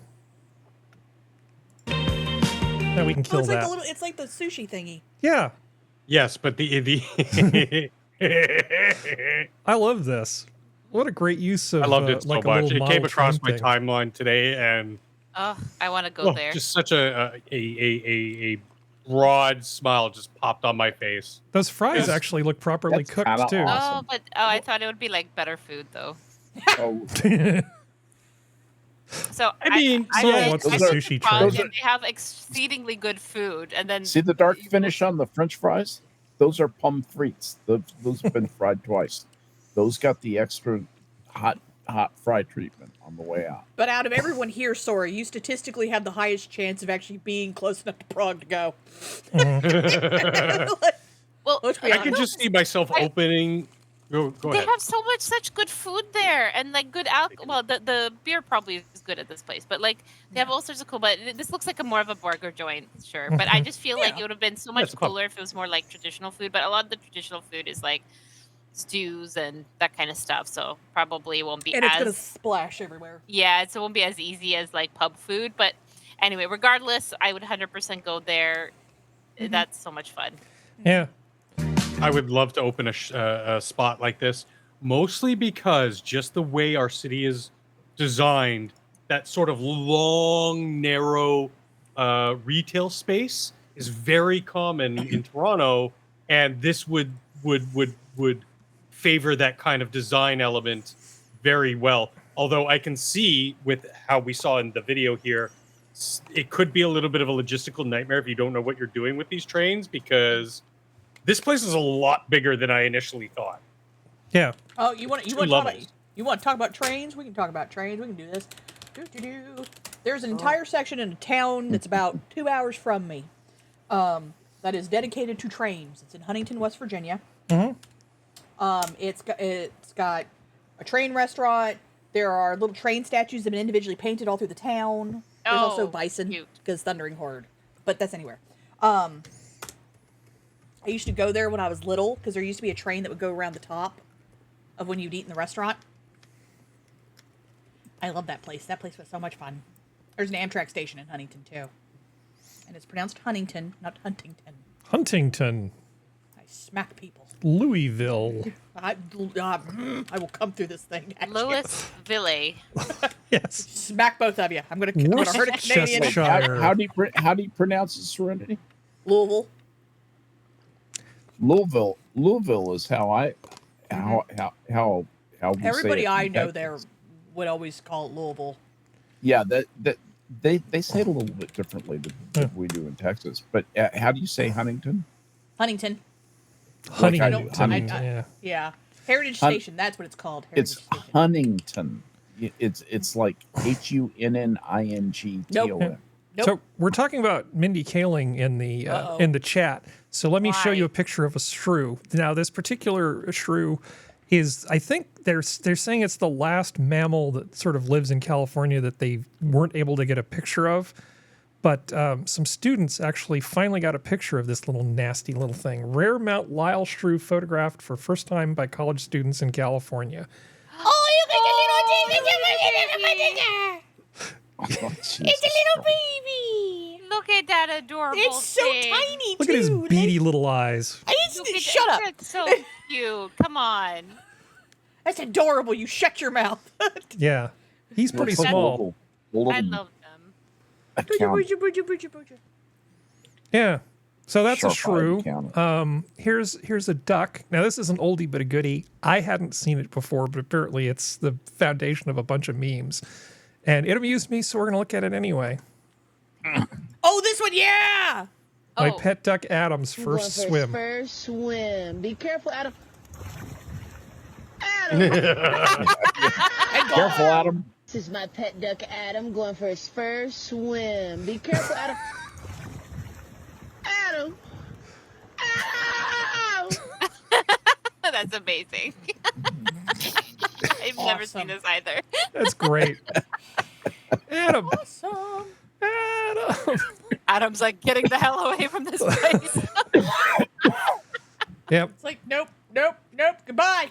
Now, if Sora was going to live in a car and be like Japanese, I think this would be her so mini car is it home. one of the K trailers? Mini car home. Oh, that thing. Oh. Look at how tiny this piece of shit I've is. seen this short so many times. It's so sad. I don't know if this is if they actually live here or if Really it's just, spacious. it's one of those accounts where they sell you stuff. Yeah. Still, but if it's real, it's sad. It is, But yeah. it's clever the way it's put together. It's very clever. It's still sad, Harry. Well, because I've seen people convert like Ford Transit vans and all sorts of things, but this is like a teeny, tiny little Do you know car. how that gets to spelling? And there's nothing you can do about it. Like the internet, like the space station, basically. Yeah, exactly. Oh yeah, she has a projector. Yeah, it's like an ad for all the gadgets that you can run off USB in your car. Well, no, she has a battery. She has an EcoFlow, it looks like. Yeah. She's got like the little device to heat up her thing, but I could just, this But is, if that thing catches on fire, you're dead. yeah, this is a lot of pink. Okay, the pink doesn't bother me, but No. It's a lot of pink. It's lots of very cute stuff, but it is sad. Like if you think about if you consider that this might be actually where she lives and stuff. That's just yeah. And the really sad thing is if she dies, they can just roll this thing into a 6-foot grave because it's about the size of a coffin. I mean, if it's Japan though, they really don't do graves like that, Harry. Is this Japan or is this China? It could be China. It seems like you said, Sora. It seems like one of those channels that sells shit, so it's probably China. And that tends to be Chinese.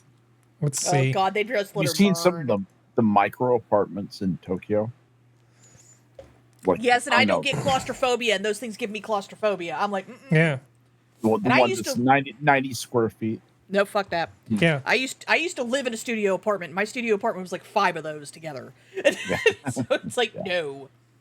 And it's like, I wonder why there's such rampaging like depression in Tokyo. I wonder where it came from. Yeah. Just a thought. I actually looked into the terrible airline crashes, both of them. And,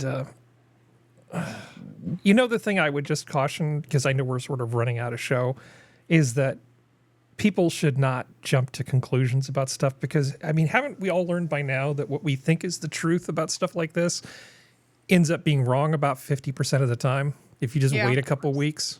Yeah, just deep breath, people. Calm the fuck down. I don't really want to put a lot of bullshit into the air, which is why I kind of avoid it. But I did actually watch a couple of videos by the guy I promoted earlier, Captain Steve, the airline pilot. Yeah. He's actually done some breakdowns on both of those things that are quite good, and I do recommend them. So if anybody's interested, don't listen to us. We do not know what we're talking about. But Captain Steve will actually explain both of them in detail. Yeah. And he had what I thought was a pretty interesting take on both of them. Yeah. It's one of those things where it's like, I get the emotion of the situation and I completely understand it, but it's one of those things, getting emotional and going full conspiracy theory, no matter what direction conspiracy theory, doesn't bring those people back, and you're kind of desecrating their memory if you do that. Just take a deep breath, let information come out, and then you can decide after all the information comes out, not just the immediate bullshit that gets thrown to see what sticks to the wall, to see who can get the most clickbait title going. Yeah. That's my thing. So, because the theories that are going around, people are saying that I guess there's some lawsuit by 900 white dudes who didn't get hired as air traffic controllers. And they're claiming it's a DEI thing. And so people are trying to extrapolate and say, well, the reason they were understaffed was because of this. And there's so many. You're going to need a lot more. We need more time and more red yarn with more pins to Yeah. I want to see somebody like Michael Schellenberger break this stuff down. Why didn't somebody look on the thing and see that they had 2 aircraft that were entering into that 1,000-foot separation that were at the same altitude, even though they weren't assigned the same altitude. And in fact, the helicopter looks like it was about 300 feet too high. Well, Captain Steve does explain this. They basically have a procedure where essentially they say, you do see that this is happening, right? And they say, yeah, visual separation is going to be maintained. You're responsible for this, correct? Yes. And the helicopter people responded in the affirmative. Don't worry, I got this. And more knowledgeable people than me will basically say, yeah, they were probably looking at the wrong aircraft when they said they had this. They completely missed the one that they crashed into. There's a lot of stuff in the air. But a lot of stuff especially at Reagan, there's a lot of shit in the air at Reagan. Yeah. Have you ever flown into Reagan? Many. I was going to say Skep has. Well, I know Skep has, but anybody else? Because I have. No, I've gone past Reagan, like in car. Because who wants to fly into Dulles and then drive their ass to Crystal City? I've flown into Dulles a few times, but most of the time Crystal City. Fuck Crystal City. No. I know. I don't want to. Well, the only thing worse than going to Crystal City is going to Crystal City from Dulles. Just flying to Reagan, it's fine. Alexandria is actually a really nice town. I actually really like Alexandria. Is where I went to high school. Yeah, Alexandria is really nice. That's a great town. Really nice. I mean, and Crystal City's not. One thing I do kind of like about DC, other than the fact that it's just this huge concentration of power, for better or worse. If you're a person you want to make the world feel the ripples in your pond, you can do that in DC. Even as a low-level bureaucrat, you have your finger in all kinds of things. So if you want to be involved in the world, being in DC is not the worst thing. But you can drive from DC into Virginia past what was the town we were just talking about? Alexandria, and go into the hills and stuff, and it's gorgeous. I mean, it doesn't take that long to commute out of DC into someplace where those of us who like trees more than people would be happy. Where you get out towards Springfield. Yeah. It's beautiful. So heading out toward Valley Forge, too. And go up to Atlantic City. All that Academic Basin out there is very, very beautiful woods. But the road to Valley Forge has a lot of nice places on it, Valley Forge is really nice, too. Yeah. Yes. I like Valley Forge. Yeah. Yeah. But yes, no, my mom has flown into Reagan a few times because my mom has flown more than I have, and she will choose it. I understand there are certain individuals who do not like it, but my mom would pick. She's like, I'd pick Reagan over the other. It's a hell of a view when you come in over the Potomac and you look. If you have a window seat for this one, even it doesn't matter daytime or nighttime. Daytime you see stuff, nighttime you see stuff, and you see like the Lincoln Memorial lit up, and all this stuff. It makes the heart thump a little bit. Yeah, even the least jingoistic of us, feels a little something when they do that. Yeah. I like DC except for the damn humidity. Good God. Oh yeah, no, the humidity's dog crap. I hate it. But I grew up in this area. The weather is miserable. Oh yeah. The summers are too hot and the winters are too cold. Welcome to my nightmare. Yeah, I know. It's like West Virginia's, less pretty brother. Well, it's like at least we don't have as much concrete, so it's a little bit more easy to deal with. Yeah, but the time before last that I was in DC, God, I forget what time of year it was. I got to eat Chinese food at George Bush Sr.'s favorite Chinese restaurant. Nice. And there was a wedding going on there, so it was just the complete crazy. I'm just sitting here at this restaurant. There's all these happy people in this huge wedding party that were at the thing. So it was quite the little experience. And then I took off and the snow started. It was like the first snow of the season. And it was that kind of snow where it's just like this very, very light sprinkling of snow slowly, just sort of slowly coming down to the ground. And the driving conditions are bad, yet it was absolutely gorgeous. Yeah, the fluffy stuff is not bad as long as nothing's wet. Easily one of my favorite nights of my life. I love the way it damps the sound. Oh yeah, the snow is falling. I just love that. Don't you start with that silent snow, secret snow thing, Skip. That story used to scare the crap out of me as a kid. Because really? I remember that in school. Everybody was like, "Oh yeah, interesting story, cool," and I'm like, I relate to this way too much. That's our hair. Anyway, is there anything else we need to talk about? I don't think so. I think we've talked enough today. I have enough. I have a whole bunch more stuff, but we do not need to get into it right now. It's totally not that important. I have some Star Trek stuff for you, Functional, but that's going to start a conversation. Did you actually read the article the entire way? This way you could see that giant fucking robot didn't. Well, this is a video of somebody from the Star Trek universe talking, so I don't have to. I know, I'm kidding. It sounded like they were shilling. It threw me off. I know, he's picking on you. Yeah, I know. Did I tell you I watched it because of Harry's bad influence? He was taunting me, so I watched Section 31. It was awful. Okay, that's on you, and Geodes both. No, you and Geodes both need to learn to stop letting Harry taunt you into watching shit, because then you always regret it. Like, you just look at Harry and go, no, and then you just let it go. Yeah. Yeah. Oh, that sounds interesting. Perhaps at a different time, and then walk away. Well, I don't know. I think it's more legitimate, the thing with I'm sure Geodes. I mean, I did sort of just taunt Geodes into watching one of the worst animes ever. Poor little child. And yes, Geodes, I know you're lurking probably, but we both know he taunted you into that. Yeah. It was pretty terrible. I figured he'd tap out, but no, he. Oh no! He knuckled down and showed fortitude, and it was after listening to the modding horror stories of him trying to mod video games. No, he does not tap out easily. Yeah. He's like, no, I'm gonna finish it, and it's like, all right. Yeah. You're great, like honey. A dog with a bone. Yep. Yep. So, Skep, I've got some vintage commercials that I dug up for you, which I think will make you laugh. They'll tickle your member berries. But it actually leads into an econ topic, so you'll love it. There's so many angles for you to like this thing. We've got a bunch of stuff that I think is going to be good for next week. Excellent. And I can play this just one more time. Adam going for his first swim. Be careful, Adam. Adam. All right.